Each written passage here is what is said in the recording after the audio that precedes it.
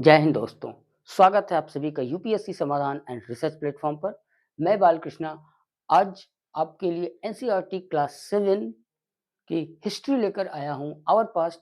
जैसा कि हम पहले से चर्चा कर रहे थे, हम जिस टॉपिक पर चर्चा कर रहे थे, जिस लेसन पर चर्चा कर रहे थे, वह लेसन क्या था? Tracing through a thousand years. तो tracing through a thousand years में क्या हम चर्चा कर रहे थे? हमने काफ़ी हद तक इस जर्नी को आगे बढ़ाया था और आज हम इस यात्रा को, इस जर्नी को अपने विराम की ओर लेकर के जाएँगे और आशा करता हूँ आप सभी लोगों की पढ़ाई अच्छी चल रही होगी, अच्छी तैयारियाँ चल रही होंगी, आप सभी लोग अच्छे भी होंगे और अच्छे होने भी चाहिए। तो आज इस अध्याय को आगे बढ़ाते हुए जो हम अंतिम टॉपिक पर जो चर्चा करने जा रहे हैं, वह टॉपिक हमारा क्या है? New and old religion. तो न्यू एंड ओल्ड रिलीजन जो हमारा न्यू टॉपिक है, न्यू एंड ओल्ड रिलीजन।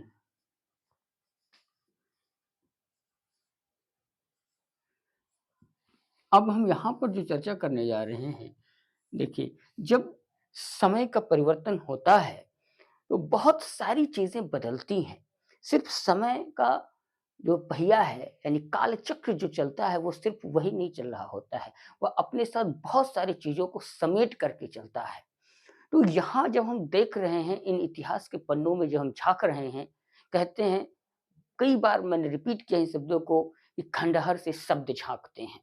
तो यहाँ भी खंडहर से जो शब्द झाँक रहे हैं और वह झाँक करके जो हमें बताना चाह रहे हैं, वह यह है कि हमारे पुरातन समय में, हमारे इतिहास में जो परिवर्तन हुआ धार्मिक क्षेत्र में क्या परिवर्तन हुआ? तो जो धार्मिक क्षेत्र में परिवर्तन हुआ, जिसमें विशेष करके जो नए धर्म उभर करके हमारे सामने आए, वह था इस्लाम। इस्लाम और दूसरा जो था, वह था सिख। सिख धर्म, सिख और इस्लाम हमारे सामने उभर करके आता है और ये दोनों एक दूसरे के पूरक भी बन जाते हैं। क्यों? क्योंकि जो इस्लाम है, ये बाहर से हमारे देश में आया। इस्लाम जब बाहर से भारत देश में आया, तो कैसे आया? आया ये इस प्रकार, जब देखते हैं कि बाहर से मुस्लिम आक्रमणकारी भारत में बाहर से आए, क्योंकि भारत में इस्लाम नहीं था।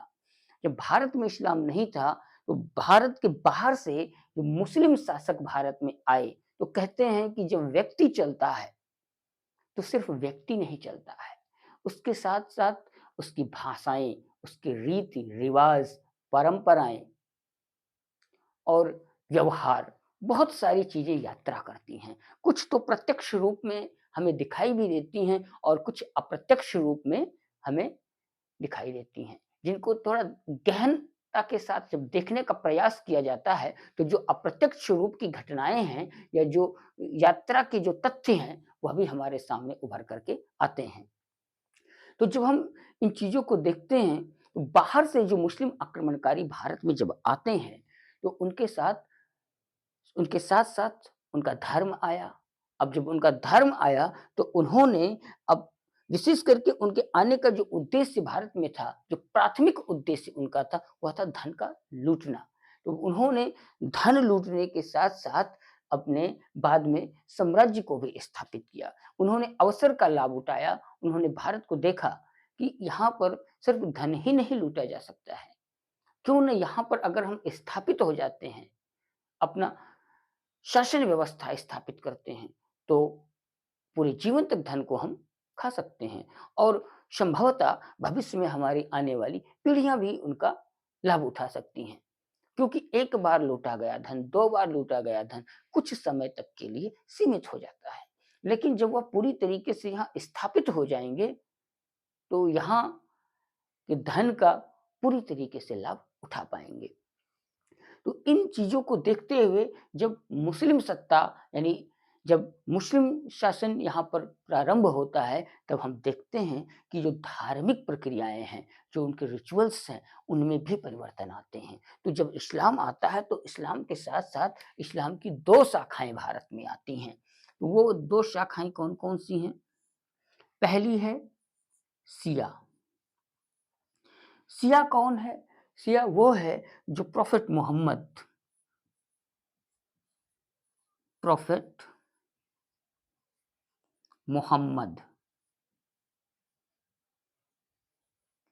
के सन इन लॉ, प्रोफेट मोहम्मद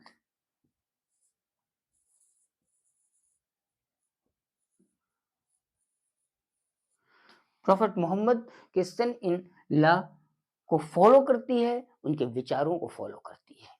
दूसरी शाखा जो इनकी हमारे सामने आई, वह दूसरी शाखा आई सुन्नी की। शिया और सुन्नी, दो संप्रदाय हमारे सामने उभर करके आते हैं। तो जो सुन्नी संप्रदाय हमारे सामने आया, वह किसको मानता है? वो मानता है अथॉरिटी ऑफ खलीफा, authority of Khalifa.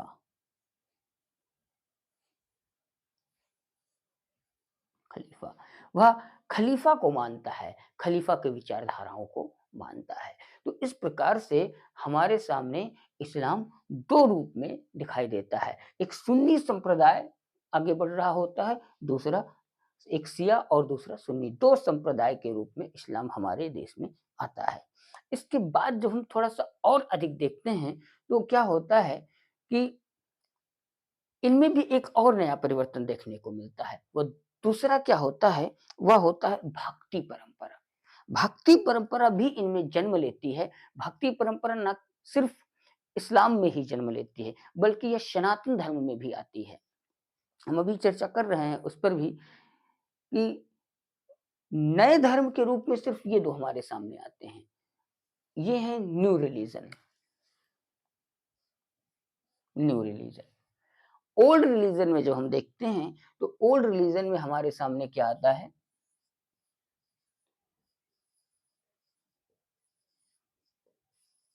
Old religion. Old religion में हमारे सामने आता है हिंदू, बौद्ध और जैन। तो इस प्रकार से जब भक्ति परंपरा प्रारंभ होती है, तो भक्ति परंपरा दोनों धर्मों में प्रारंभ होती है। यानी इस्लाम में भी प्रारंभ होती है और हिंदू रिलीजन में भी प्रारंभ होती है। तो जब भक्ति आती है, तो तीसरा एक और इसमें जुड़ जाता है, तीसरा स्टेप होता है सूफी। भक्ति को ही हम हिंदू में उसको भक्ति परंपरा कहा जाता है और इस्लाम में उसे सूफी परंपरा कहा जाता है। यानी कि इसको हम सूफीवाद कहते हैं। सूफी ट्रेडिशन, सूफी ट्रेडिशन। अब ये जो 3 तरह के इस्लाम की शाखाएँ हमें देखने को मिलती हैं, यह भारत में पूरी तरीके से रच बस गई थी। अब क्या होता है कि जब भी अ, कहीं आप जाएँगे, तो जो भी आप अपने साथ लेकर के जाएँगे, पूर्ण रूप से वह अपने उसी मूल अवस्था में रहे, इस बात की कोई गारंटी नहीं है। गारंटी क्यों नहीं है? क्योंकि जब आप कहीं जाते हैं, तो वहाँ का जो रीज़न है, जो क्षेत्रीयता का प्रभाव है, वह भी उसके ऊपर हावी होने का प्रयास करता है और दोनों के बीच में एक कॉन्फ्लिक्ट होता है। इस कॉन्फ्लिक्ट में कभी-कभी क्या होता है कि एक परंपरा जो चल कर के आई है, उसका दमन हो जाता है और क्षेत्रीय परंपरा उसके ऊपर हावी हो जाती है। एक यह होता है कि वह क्षेत्रीय परंपरा के ऊपर हावी हो जाता है और जो तीसरा हमें देखने को मिलता है, वह मिला-जुला रूप देखने को मिलता है। यानी कि बाहर से आई गई परंपरा के साथ-साथ वहाँ की क्षेत्रीय परंपरा का मिल जाना। तो इस प्रकार से हम 3 रूपों में इन चीज़ों को देखते हैं। तो भारत में जब सूफीवाद आता है, तो यहाँ पर क्या होता है कि ये भक्ति के माध्यम से, भजन के माध्यम से, गायन के माध्यम से अपने ईश्वर की प्रार्थना करते हैं, अल्लाह को मानते हैं। ये दोनों ये पूरी तरीके से सबका एक ही जो अर्थ निकलता है, जो निचोड़ निकलता है, यानी इन तीनों का जो उद्देश्य होता है, वह होता है अल्लाह की प्राप्ति। यानी अल्लाह को मानना। लेकिन अल्लाह को मानने का ये इनका तीनों का ढंग अलग-अलग है, रास्ते अलग-अलग हैं। शिया मोहम्मद साहब के विचारों को मान करके अल्लाह की प्राप्ति या उसके पूजन को सही मानते हैं। सुन्नी खलीफा के विचारों को मान करके अल्लाह को पूजते हैं और सूफी परंपरा जब आती है, संतवाद जिसको कहा जाता है, भक्तिवाद कहें, संतवाद कहें या सूफीवाद कहें, यह तीनों एक ही चीज होता है। तो जो सूफीवाद होता है, ये सूफीवाद संतों के माध्यम से आगे बढ़ रहा होता है। तो इनका भी जो उद्देश्य होता है वह अल्लाह की प्राप्ति होता है, अल्लाह का पूजन होता है। तो इस प्रकार से इस्लाम भारत में 3 हिस्सों में, 3 शाखाओं में हमारे सामने देखने को मिलता है। एक शिया संप्रदाय, दूसरा सुन्नी संप्रदाय और तीसरा सूफीवाद। तो इस तीनों परंपराओं के माध्यम से इस्लाम भारत में पोषित होता है। अब जब हम हिंदू परंपरा की तरफ आते हैं, तो हिंदू परंपरा में हम क्या देखते हैं कि हिंदू परंपरा एक प्राचीनतम सभ्यताओं में से, प्राचीनतम संस्कृति में से है। हिंदू कोई धर्म नहीं है। अगर हम हिंदू शब्द पर अगर उस पर विचार करें, गहनता से विचार करें, तो हिंदू कोई धर्म नहीं है। हिंदू एक परंपरा है, हिंदू एक रीति-रिवाज है, हिंदू एक संस्कृति है, हिंदू एक सभ्यता है। हिंदू कोई धर्म नहीं है।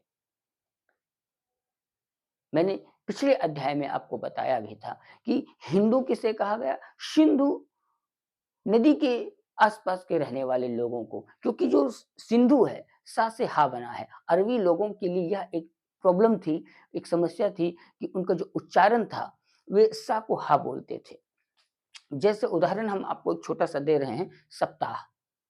हिंदी में सप्ताह कहा जाता है, उसी को उर्दू में हफ्ता कहा जाता है, हफ्ता। तो इस प्रकार से वे सिंधु को हिंदू शब्द से उन्होंने उच्चारण किया। तो जो सिंधु नदी के आसपास का जो क्षेत्र था, जैसा मैंने आपको बताया है कि हरियाणा, पंजाब, दिल्ली और गंगा, यमुना नदियों के बीच वाला क्षेत्र जहाँ पर मुस्लिम शासक थे, उनके अधीन वाला जो क्षेत्र था, उसको हिंदुस्तान कहा गया था। तो इस प्रकार जो हिंदू शब्द है, वह हिंदू कोई धर्म नहीं है। हिंदू एक रीति है, एक रिवाज, एक परंपरा, एक सभ्यता, एक संस्कृति और अपने आप में इन सभी चीज़ों का एक समागम है। तो अब इनमें भी रिफाइन होता है, हिंदू धर्म में भी रिफाइन होता है। हिंदू धर्म में रिफाइन जब होता है, तो इसमें भी कई चीज़ें देखने को हमें मिलती हैं। वह क्या 3 चीज़ें देखने को मिलती हैं? तो पहला चीज़ जो आता है, जो आप देखेंगे, पहला चीज़ जब आप देखेंगे, तो कई प्रकार के इसमें भी संत हुए। संतों ने इसमें अपनी अलग-अलग विचारधाराएँ दी, जिसमें आप कबीरदास की तरफ अगर देखेंगे, तो वे निराकार निराकार,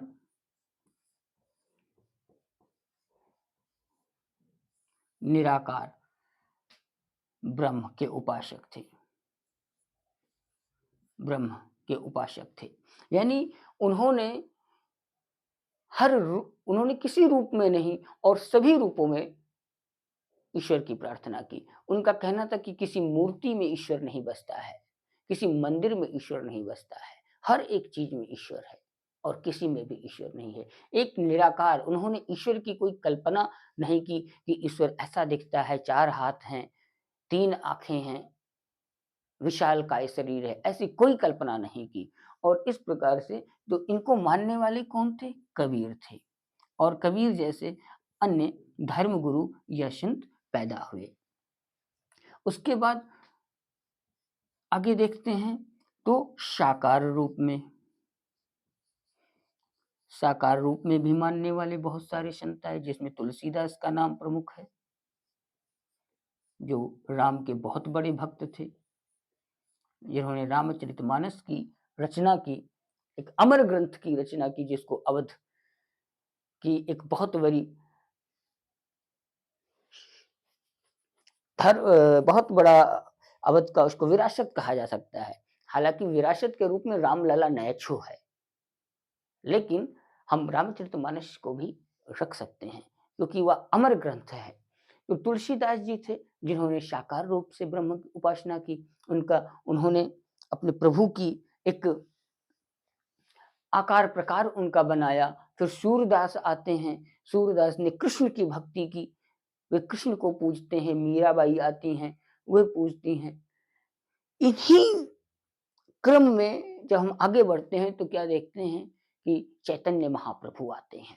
चैतन्य महाप्रभु ने एक नया मार्ग निकाला, वह नया मार्ग क्या था? गायन, वादन, उनके माध्यम से ईश्वर की भक्ति करना। तो गायन और वादन यानी जिसको हम कहते हैं भजन, भजन एवं भक्ति,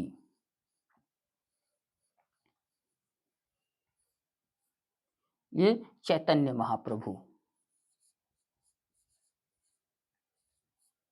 चैतन्य महाप्रभु